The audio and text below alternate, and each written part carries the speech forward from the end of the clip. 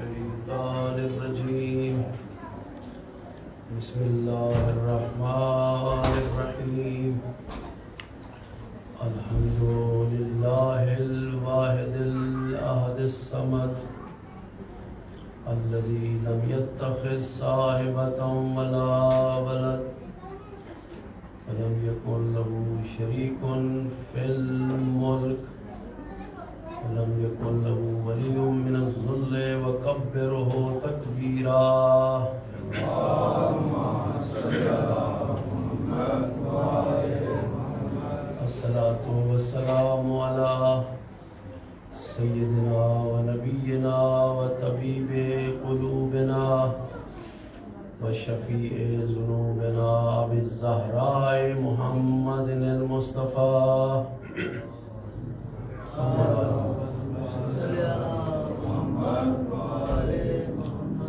الذي كان داعيا إلى الله بإذنه وسراجا منيرا وعلى عترته الطاهرين الذين أذهب الله عنهم الرجس أهل البيت وطهرهم تطهيرا اللهم صل على محمد وعلى محمد لا سيما إمامنا المنتظر والحجة ثاني عشر روحي وأرواح العالمين له الفداء اللهم اشرح لي صدري ويسر لي أمري واحلل عقدة من لساني يفقهوا قولي واجعل لي من لدنك سلطانا نصيرا اللهم صل على محمد وعلى محمد أما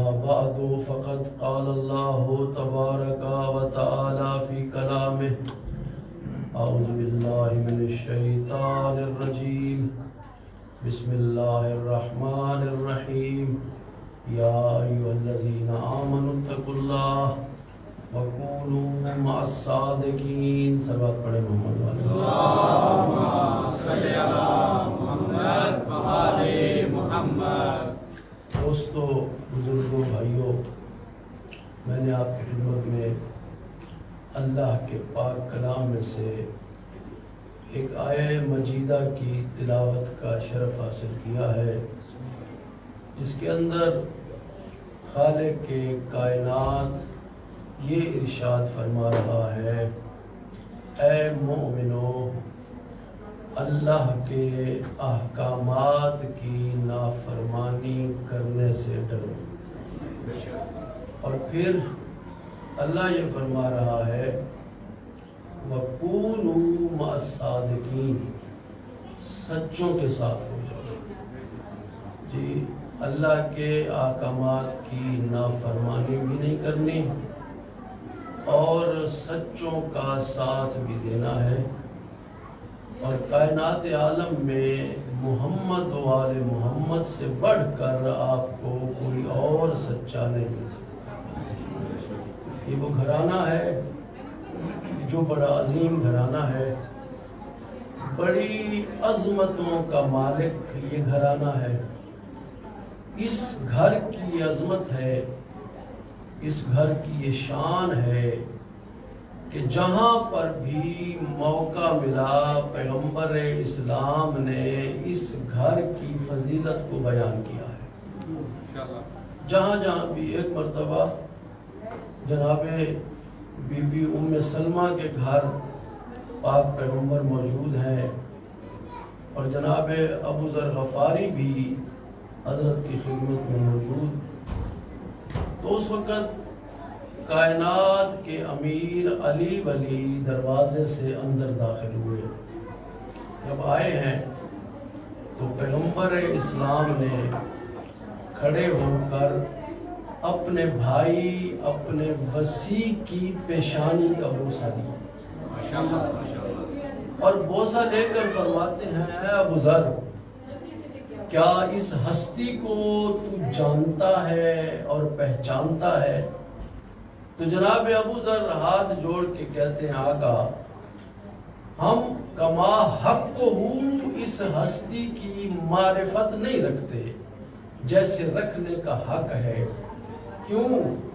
اس لیے کہ آپ نے خود ہی یہ فرمایا تھا کہ علی وہ ذات ہے کہ جسے یا اللہ جانتا ہے یا اللہ کا رسول جانتا ہے.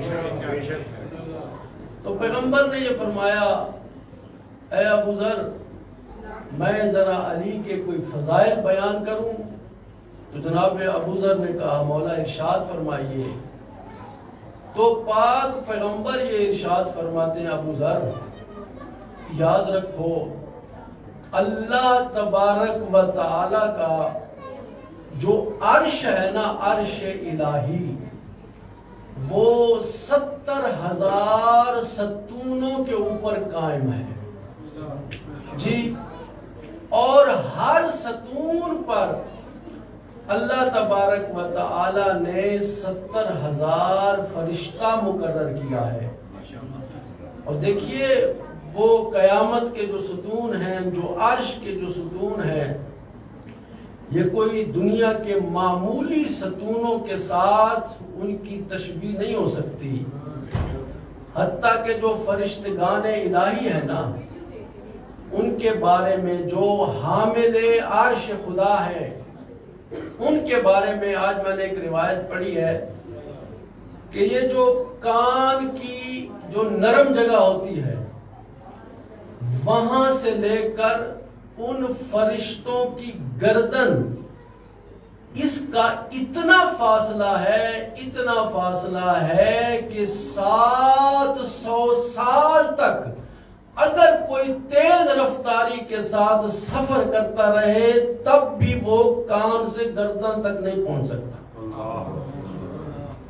اور کیا ہے وہ ستونوں کے درمیان کتنا فاصلہ ہے. معصوم یہ ارشاد فرماتے ہیں کہ وہ جو ستون ہے نا جنہوں نے عرش کو اٹھایا ہوا ہے حمل کیا ہوا ہے فرمایا ایک ستون سے دوسرے ستون کے درمیان کا جو فاصلہ ہے نا وہ اتنا فاصلہ ہے کہ اگر ایک تیز رفتار پرندہ 1000 سال تک بغیر رکے سفر کرتا رہے تب بھی وہ ایک ستون سے دوسرے پر نہیں پہنچ سکتا جی. اتنی عظمت اتنی شان ان ستونوں پر اللہ نے کن کو قرار دیا ہے. کہا ان ستونوں پر اللہ تبارک و تعالی نے فرشتوں کو قرار دیا ہے. کتنے فرشتے؟ ہر ستون پر 70,000 فرشتے. حضور جناب ابو ذر پوچھتے ہیں وہ فرشتے وہاں پر کرتے کیا ہیں ان کا کام کیا ہے. تو حضور فرماتے ہیں لا تسبیح ولا عبادہ وہ نہ وہاں پہ تسبیح کرتے ہیں اور نہ عبادت کرتے ہیں. کیا کرتے ہیں؟ بل دعا لعلی ابن ابی طالب ولشیتہ وہ علی اور علی کے ماننے والوں کے لیے دعا کرتے ہیں.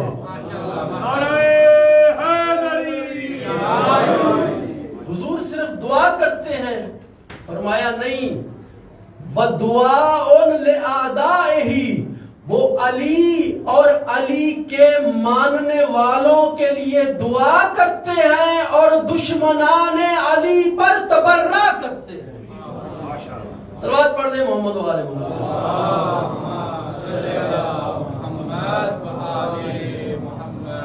ہمارا موضوع بحث کیا تھا ان دنوں میں؟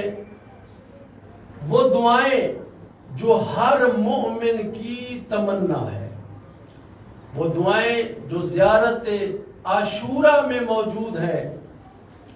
تو آج کی جو دعا ہے اس میں مومن یہ دعا مانگتا ہے اللہم اجعل محیایا محیا محمد و آل محمد و مماتی مماتا محمد و آل محمد.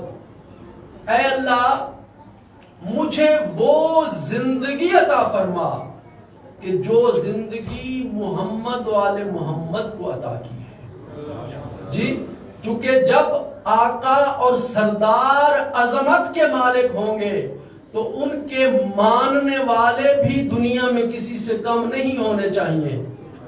اور پھر یہ آرزو ہے کہ ہمیں اس دنیا سے ویسے ہی لے جا جیسے تو نے اپنے ان پیاروں کو بلایا ہے. جی پاکیزہ زندگی اور موت کی تمنا کر رہا ہے مومن.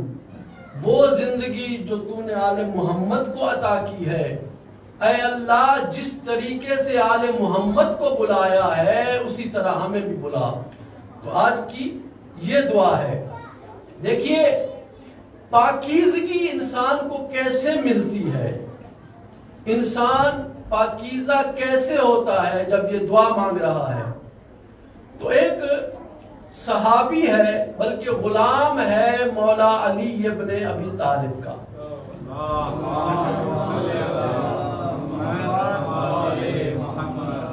جس کا نام ہے ابی نیزر.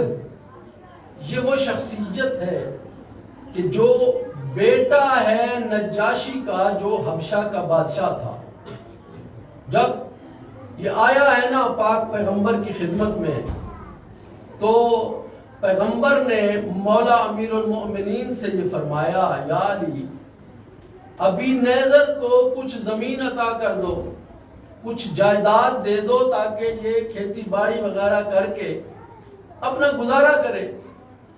اب مولا نے اسے زمین عطا کی اور وہ اس میں کھیتی باڑی وغیرہ کر رہا ہے، لیکن ایسا عاشق رسول ہے، ایسا عاشق اہل بیت ہے کہ اس کی مثال نہیں ملتی. جب آئے ہیں نا حبشہ سے ایک وفد آیا اور آ کے انہوں نے کہا ابی نیزر نجاشی کا انتقال ہو چکا ہے، تخت و تاج خالی ہے، تو آؤ تمہیں وہ تاج بھی پہناتے ہیں، وہ تخت بھی تمہیں دیتے ہیں. تو اس وقت ابی نیزر نے ایک جملہ کہا اگر میری رائے لینا چاہتے ہو نا، اگر یہ دیکھنا چاہتے ہو کہ میرا خواہش کیا ہے، تو یاد رکھو میرے نزدیک چونکہ میں غلام محمد و آل محمد ہوں، میرے نزدیک 1 گھنٹہ خدمت رسول میں رہنا یا اہل بیت کی خدمت میں رہنا تمہاری ساری زندگی کی بادشاہی سے افضل ہے.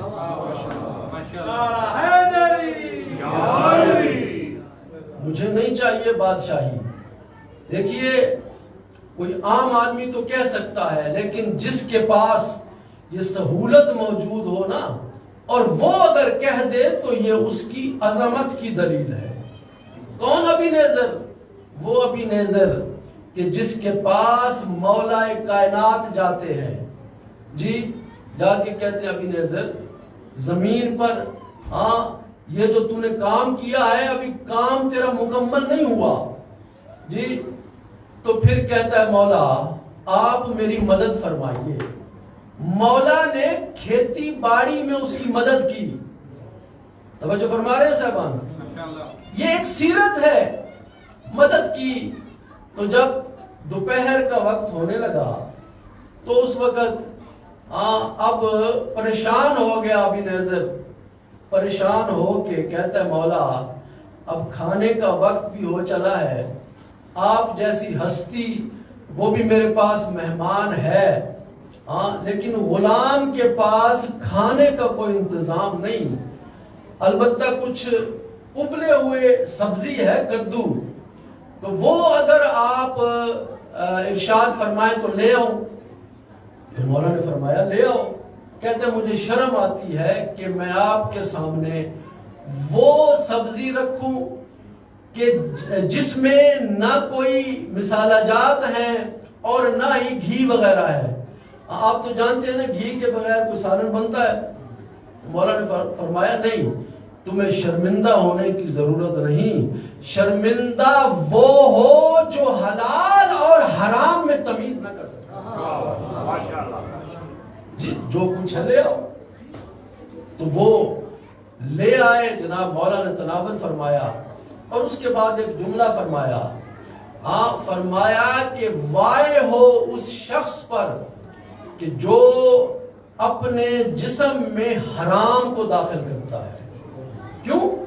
اس لیے دیکھیں، اگر انسان کوئی سبزی کھاتا ہے نا، یا کوئی دال کھاتا ہے، یا کوئی بٹیر اور مرغ وغیرہ وہ کھائے، تو مولا نے یہ فرمایا کہ اس کا جو ذائقہ ہے وہ صرف اس وقت محسوس ہوگا جب وہ آپ کے حلق میں ہے چیز۔ تو حلق میں کتنی دیر رہتی ہے؟ اس کے بعد جب حلق سے نیچے غذا اتر جاتی ہے تو اس غذا کا کوئی پتہ نہیں چلتا۔ توجہ فرما رہے صاحب؟ تو کوشش انسان کو یہ کرنی چاہیے کہ وہ حلال کھائے اور حرام سے بچے۔ کیوں؟ اگر ایسا کرے گا تو وہ محمد والے محمد کا حقیقی ماننے والا ہوگا۔ صلوات پڑھ دے محمد۔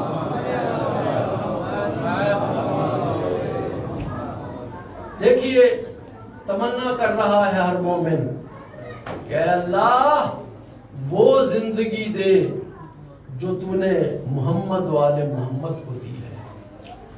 تو وہ زندگی، دیکھیے زندگی جو ہے نا انسان کی، یہ اس کے کچھ مراحل ہوتے ہیں، اس کے کچھ اصول ہوتے ہیں۔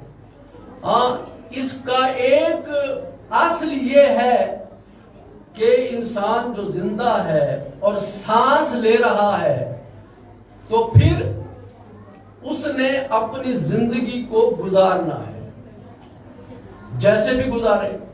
اب کوئی لوگ ایسے ہیں کہ جو صبح اٹھ کر نماز کے بعد قرآن کی تلاوت کے ساتھ زندگی گزار رہے ہیں، کچھ ایسے ہیں کہ جو کام کر رہے ہیں، کاروبار کر رہے ہیں، بہرحال جو بھی کرتے رہے نا، تو زندگی نے تو گزرنا ہے۔ یہ ویسے ہی ہے کہ جیسے ایک جہاز میں مسافر ہوں اور وہ جہاز کا جو پائلٹ ہے وہ یہ کہہ دے کہ بھئی اس کا انجن فیل ہو گیا ہے۔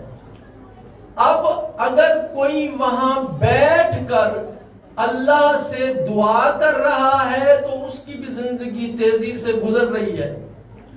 کوئی موسیقی سن رہا ہے تو اس کی زندگی بھی گزر رہی ہے۔ یعنی جو جس طریقے سے بھی زندگی گزار رہا ہے، زندگی اس کی گزر رہی ہے۔ اور دیکھیے صاحبان، یہ جو حضرت انسان اس دنیا میں آیا ہے نا، اس انسان کی حیثیت کیا ہے؟ اس انسان کی حیثیت مولا امام جعفر صادق علیہ السلام ارشاد فرماتے ہیں، ان الناس ضیف، یہ جو انسان ہے نا، یہ یہاں پہ مہمان ہے۔ مہمان کیا ہوتا ہے؟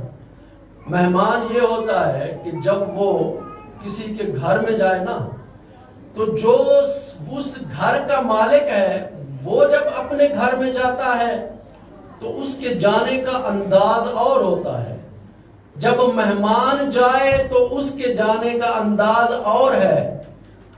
مالک جب گھر میں جائے کیا کرتا ہے؟ اپنے ابا کبا اگر پہنی ہے تو اتار کے رکھ دیتا ہے، جا کے فریج میں سے کچھ نکال کے کھا پی لیتا ہے۔ لیکن مہمان ایسا نہیں کر سکتا۔ مہمان کا کام یہ ہے کہ وہ جا کر جہاں پر میزبان بٹھاتا ہے وہاں بیٹھ جائے۔ توجہ فرما رہے ہیں صاحب؟ تو انسان اس دنیا میں ایک مہمان کی حیثیت سے آیا ہے۔ جب مہمان کی حیثیت سے انسان آیا ہے تو جو کچھ اس کے ہاتھ میں ہے نا، یہ جو مال ہے، دولت ہے، اور یہ گاڑیاں، مکان، بنگلے، یہ آریتن اس کو دیے گئے ہیں۔ آریتن کیا ہوتا ہے؟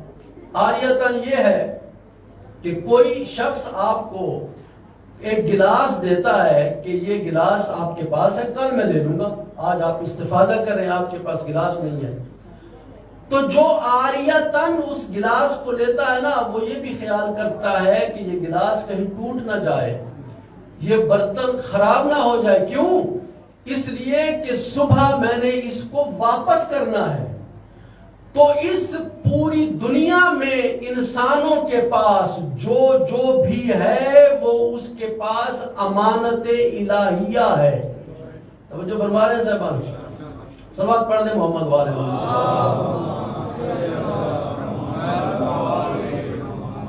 اور اس کے بعد دیکھیے، اگر کوئی کہے نا کہ بھئی ہماری زندگی آسان ہونی چاہیے، ہماری زندگی میں سکون ہونا چاہیے، راحت زندگی گزاریں، تو مولا امام جعفر صادق علیہ السلام پھر یہ ارشاد فرماتے ہیں کہ اے بندہ خدا، جو چیز تو طلب کر رہا ہے گویا تو ایک نہ ہونے والی محال چیز کو طلب کر رہا ہے. کیوں؟ اس لیے کہ اللہ نے راحت اور سکون اس دنیا میں رکھا ہی نہیں. تو مجھے فرما رہے ہیں صاحب، تو آج کی دعا کیا ہے؟ اے اللہ ہمیں وہ زندگی عطا فرما کہ جو محمد و آل محمد کو تو نے زندگی دی ہے. دو بھائی یہ آتے ہیں مولا سرور انبیاء کے اس نواسے کے نزدیک جن کا لقب ہے سید الشہداء. آئے اور آ کے کہا مولا ہم آپ کے قافلے میں شامل ہونا چاہتے ہیں، آپ ہمیں قبول کر لیجئے. جی جب یہ کہا نا تو مولا نے کہا آئیے، حسین کا دروازہ کرم ہر وقت اور ہر کسی کے لیے کھلا ہے، آئیے. دونوں بھائی آئے اور آ کے کہتے مولا لیکن ہماری ایک تمنا ہے. دیکھیے یہ جو لاڈلے مومن ہوتے ہیں نا وہ اہل بیت سے لاڈ بھی بڑا کرتے ہیں، جی منصب مانگتے ہیں. تو مولا نے فرمایا کہ کیا مانگنا چاہتے ہو بتاؤ. تو انہوں نے کہا مولا بس ہماری ایک خواہش ہے، وہ یہ ہے کہ جب ہم جو ہے نا آپ کے دفاع میں لڑ رہے ہوں تو ہماری خواہش ہے کہ ہمارے اس جہاد کو آپ اپنی نگاہوں سے دیکھیں. توجہ فرما رہے ہیں سب؟ وہ لڑتے رہے اور مولا نے دیکھا جب وہ شہید ہوئے تو اس وقت مولا نے ان کے حق میں دعا کی. دیکھیے مولا بڑا کریم مولا ہے، مولا حسین ان جیسا کریم کوئی بھی نہیں. کیوں؟ اس لیے کہ وہ یہ چاہتے ہیں کہ ہر ایک کی بخشش ہو جائے. خود چل کے گئے ہیں ایک شخص کے پاس جس کا نام ہے عبید اللہ بن حر جوفی. یہ وہ حر نہیں ہے کہ جس کو کہا تھا کہ انت حر فی الدنیا والآخرہ. یہ اور حر ہے. اس کے پاس آئے ہیں مولا اور آ کر فرماتے ہیں اے حر تو بڑا گناہگار ہے، تو نے صفین میں بھی جو ہے نا حق کے خلاف اپنی وہ جو رفتار ہے وہ دکھائی ہے، گناہ بھی تیرے بڑے ہیں، لیکن حسین بڑا کریم ہے. میں یہ چاہتا ہوں کہ آ جا ہمارے قافلے میں مل جا، اس کا یہ فائدہ ہوگا کہ تیرے سارے گناہ بھی معاف ہو جائیں گے، تمہیں منصب بھی عطا ہوگا. اب وہ عبید اللہ کہتا ہے اگر میں آپ کے ساتھ آ تو جاتا، آپ کے قافلے میں شامل ہو تو جاتا، لیکن میں کیا کروں؟ یہ مجھے معلوم ہے کہ آپ کے قافلے کا نام و نشان دنیا میں باقی نہیں رہے گا. دیکھیے نادانی اور جہالت کی انتہا. بعض لوگ شہرت طلب ہوتے ہیں نا، مختلف طریقے ڈھونڈتے ہیں شہرت کے. تو اب یہ بھی شہرت کا بھوکا کہتا ہے مولا میں مرنا چاہتا ہوں ایسے کہ میں مشہور ہو جاؤں، مجھے ساری دنیا پہچان لے، ساری دنیا جان لے، اس لیے میں آپ کے قافلے میں شامل ہونے کے لیے تیار نہیں. جب یہ کہا تو مولا نے پھر اسے چھوڑ دیا، جا تو جان تیری شہرت جانے. اب حسین آج تک جتنی مجالس ہو رہی ہیں اکثر مجالس میں اس حور کا بھی ذکر ہوتا ہے کہ جس نے اپنی جان قربان کی تھی مولا کے قدموں میں، اور اس حور جوفی کا ذکر بھی ہوتا ہے، لیکن اس کے مقدر میں اللہ نے اتنی ذلت رکھ دی ہے کہ کربلا کے 3-4 سال واقعہ کربلا کے بعد ابھی اپنے گھوڑے پہ جا رہا ہے، گرتا ہے گھوڑے سے نہر میں، اور پھر اس کے بعد کبھی بھی دنیا کو وہ شخص نظر نہیں آیا۔ شہرت تو مل گئی لیکن بدنامی کی شہرت ملی۔ آئیے ان کو دیکھیے کہ جنہوں نے خلوص کے ساتھ در حسین پر سر جھکایا ہے، انہیں حسین کہہ رہے ہیں انت حر فی الدنیا والآخرہ۔ صلوات پڑھ دیں محمد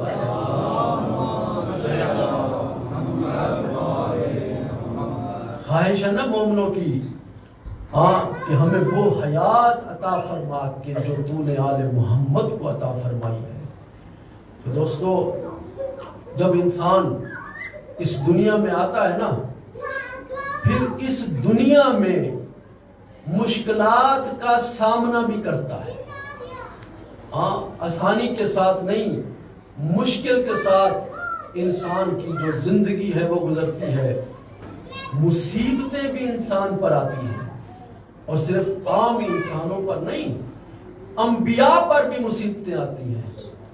بنی اسرائیل کے ایک نبی ہیں، ان کا جوان بیٹا فوت ہو گیا، دنیا سے چلا گیا۔ اب غمگین حالت میں بیٹھے ہوئے ہیں اللہ کے نبی، تو اللہ نے 2 فرشتے بھیجے۔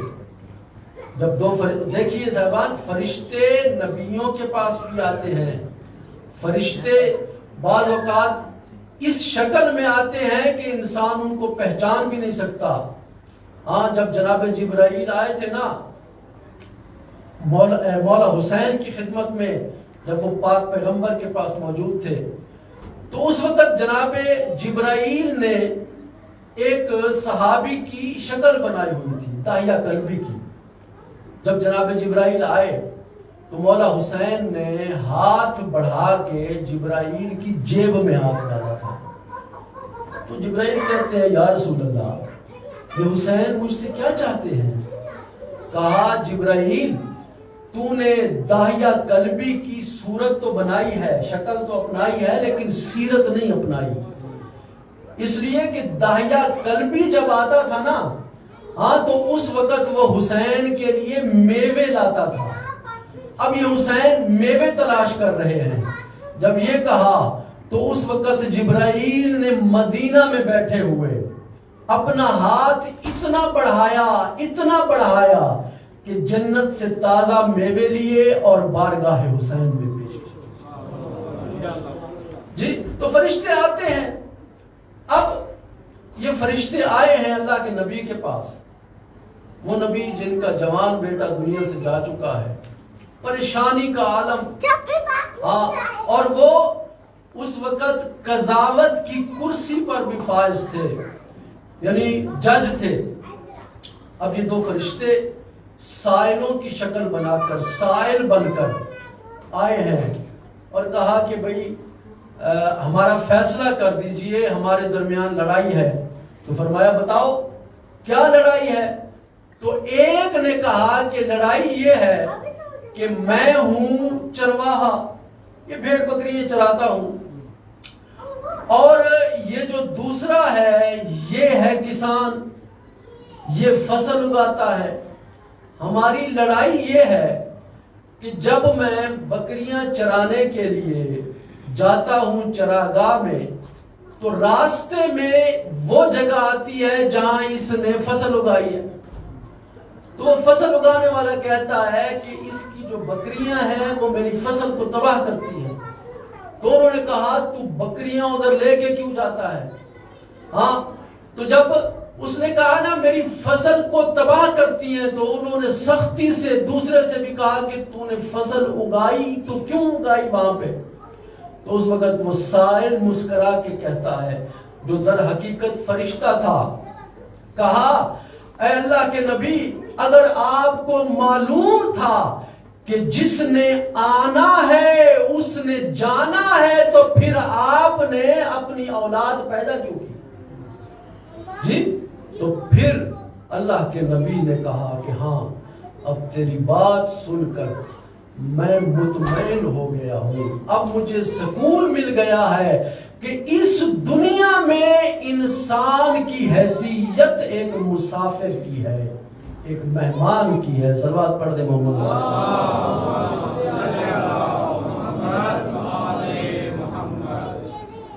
دوستو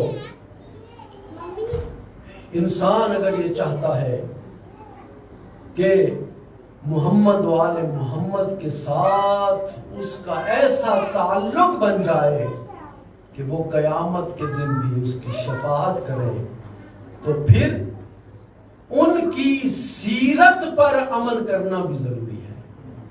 جیسے جیسے وہ حکم دیتے ہیں ان احکامات پر عمل کرنا بھی ضروری ہے۔ فضائل محمد و آل محمد کا مقصد یہ ہوتا ہے کہ مومن کے دل میں جو محبت ہے نا، اس محبت کے دریا میں تلاطم پیدا ہو جائے، اس محبت میں اضافہ ہو جائے۔ اس لیے اہل بیت کے فضائل بیان کیے جاتے ہیں۔ دوستو جتنی زیادہ فضیلت تھی نا اس گھرانے کی، اس خاندان کی، اتنا ہی زیادہ مصیبتوں کا سامنا بھی کیا ہے اس گھر میں۔ دیکھیے اس گھر کے چھوٹے چھوٹے بچوں میں بھی بڑی تڑپ ہے۔ ایک بچہ ہے 13 سال کا جس کا نام ہے قاسم، آیا ہے مولا کی خدمت میں اور آ کے کہتا ہے آقا مجھے یہ بتائیے کیا کل کے شہیدوں میں میرا نام بھی ہے؟ مولا قبل اس کے کہ اس کو جواب دے کہتے ہیں قاسم یہ بتا تو موت کو کیا سمجھتا ہے؟ تیرے نزدیک موت کیا ہے؟ تو جناب قاسم کہتے ہیں چچا احلا من العسل، شہد سے زیادہ میٹھی ہے۔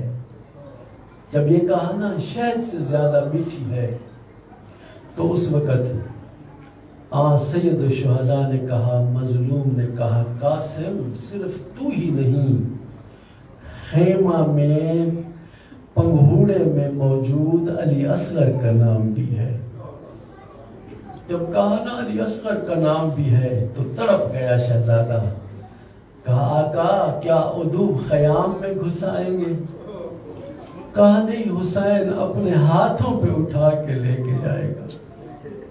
اجرکم علی اللہ، اللہ آپ کو کوئی غم نہ دے سوائے غم اہل بیت کے۔ عزیزارو ایک خیمہ میں بیٹھے ہیں عباس و علی اکبر۔ عباس و علی اکبر، عباس کہتے ہیں علی اکبر کل پہلے میں جاؤں گا، اکبر پہلے تم نہ جانا۔ کہا کیوں چچا؟ کہا اس لیے کہ تو ہے میرے آقا کی آنکھوں کا نور، اکبر تیرے جانے سے حسین کی آنکھوں کا نور چلا جائے گا۔ اب علی اکبر کہتے ہیں چچا پہلے آپ نہ جانا، کیوں؟ اس لیے کہ آپ ہیں میرے بابا کی کمر کا زور، آپ کے جانے سے میرے ضعیف بابا کی کمر ٹوٹ جائے گی۔ اجرکم علی اللہ۔ عزیزارو ابھی بات ہو رہی تھی یا جناب قاسم کی آواز آئی، ایک مشورہ میں بھی دوں؟ چچا پہلے آپ بھی مت جائیے گا، بھائی علی اکبر پہلے آپ بھی مت جائیے گا، کیوں؟ آپ کے جانے سے نور چلا جائے گا، چچا آپ کے جانے سے کمر ٹوٹ جائے گی۔ کہا پہلے جاؤں گا میں، کیوں؟ میں ہوں یتیم، میرے جانے سے نہ نور جائے گا نہ کمر ٹوٹے گی، اجرکم اللہ۔ عزادارو جب یہ کہا نا تو مظلوم نے آگے بڑھ کے قاسم کو اپنے سینے سے لگایا اور کہا قاسم تو مجھے عباس سے زیادہ عزیز ہے، تو مجھے علی اکبر سے زیادہ عزیز ہے، اجرکم اللہ۔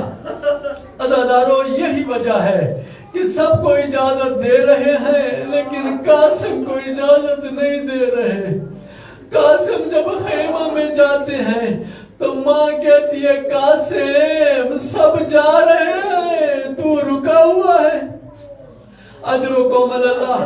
اب قاسم بیٹھے ہوئے ایک جگہ پر سر جھکایا ہوا ہے، سوچ سوچ کے سوچ رہے ہیں کہ کیا کروں، کہ اچانک ذہن میں آیا کہ بابا نے ایک تعویذ دیا تھا اور کہا تھا قاسم جب مشکل بن جائے نا تو اس تعویذ کو کھول لینا، ارے اس سے بڑی اور کیا مشکل ہے۔ عزادارو جناب قاسم نے تعویذ کو کھولا تو وہ تعویذ کیا تھا؟ ایک خط تھا مولا حسین کے نام۔ جناب حسن کا بھیا میرا دل چاہتا تھا کہ میں اپنی جان تجھ پہ قربان کروں، لیکن ماں جائے میں پہلے جا رہا ہوں، ارے میدان کربلا میں قاسم کو میرا فدیہ سمجھ کے قبول کر لینا، اجرکم اللہ، اجرکم اللہ۔ عزادارو جب یہ کہا نا تو اب مولا نے قاسم کو خود تیار کرایا، خود گھوڑے پہ بٹھایا، عزیز خود کسی۔ ارے جب قاسم آئے ہیں میدان میں، قاسم نے رجز پڑھی، اس کے بعد داد شجاعت لی۔ کچھ دیر کے بعد جب قاسم نے زین کو چھوڑا ہے نا تو بڑے معصومانہ لہجے میں کہتا ہے آدرک یا اماں، چچا مدد کو پہنچیے، اجرکم اللہ۔ جب کہا نا چچا مدد کو پہنچیے، عزادارو حسین اس تیزی کے ساتھ مدد کے لیے گئے ہیں کہ لشکر نے یہ سمجھا کہ حسین مجھ پہ ہم پہ حملہ کرنا چاہتے ہیں۔ ارے لشکر میں کھلبلی مچ گئی، مشرق کے گھوڑے مغرب کی طرف دوڑنے لگے، مغرب کے مشرق کی طرف، اور قاسم کی لاش یوں پامال ہو گئی جیسے پھول بکھر جاتا ہے، اجرکم اللہ۔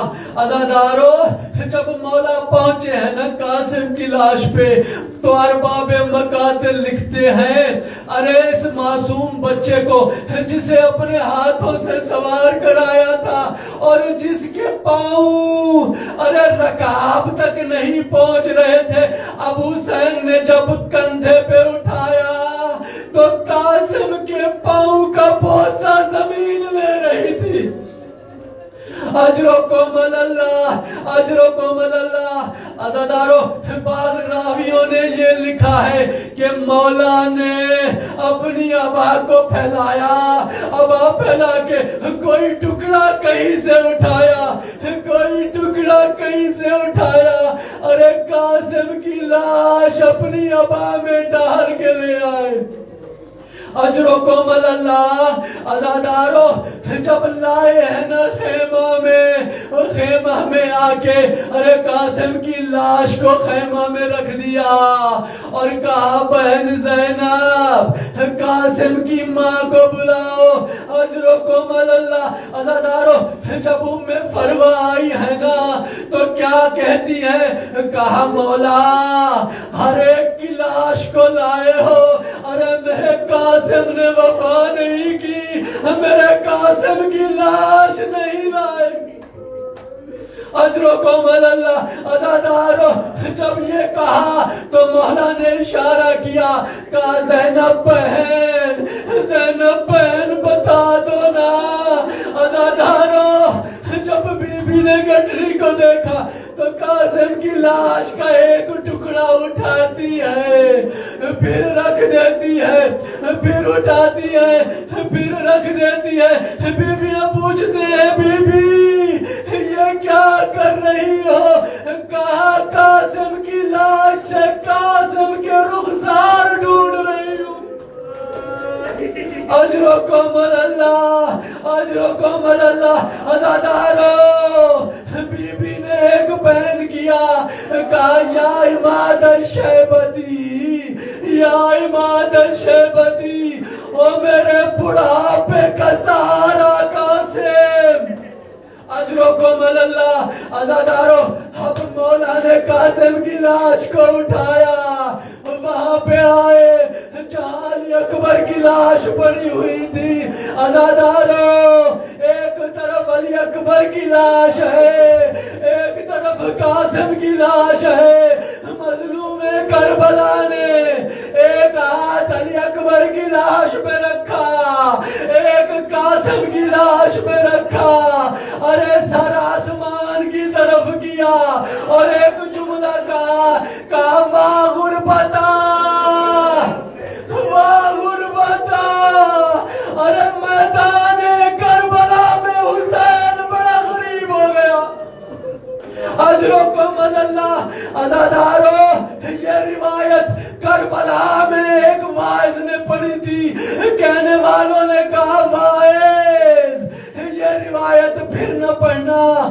کہتا ہے کیوں، میں نے کوئی غلط پڑھی ہے؟ تو کہا نہیں، تو نے یہ روایت تو غلط نہیں پڑھی، لیکن جب سے یہ روایت پڑھی ہے بہن اور بھائی قبر میں آرام نہیں کر رہے۔